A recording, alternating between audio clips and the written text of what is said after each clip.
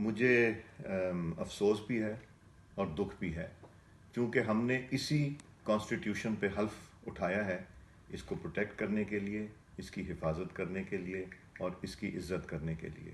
اور جو الفاظ استعمال ہوئے جس نے بھی کیے وہ تکلیف دہ بھی ہیں اور دکھ بھی مجھے ہوا اس کا، اور ہم حلف اٹھاتے ہیں، ہم پھر حلف توڑتے بھی ہیں، اور ہر وہ شخص جس نے پاکستان میں سیاست کرنی ہے اور وہ اسمبلیوں میں آنا چاہتا ہے، وہ اسمبلیوں میں آ کے پھر اس کو یہ حلف اٹھانا پڑے گا، اور اسی اسمبلی کی اگر ہم بے توقیری کریں یا نازیبا الفاظ استعمال کریں تو یہ افسوسناک چیز ہے جس پہ مجھے افسوس اور دکھ ہوا ہے۔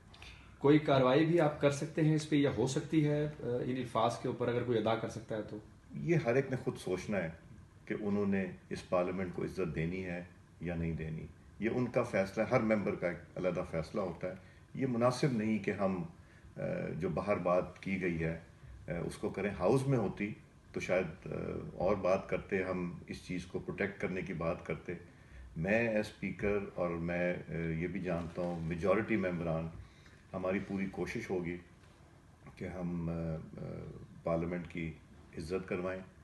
کانسٹیٹیوشن کو وائلیٹ نہ ہونے دیں، کانسٹیٹیوشن میں جو ہم نے حلف اٹھایا ہے اس کی پاسداری کریں۔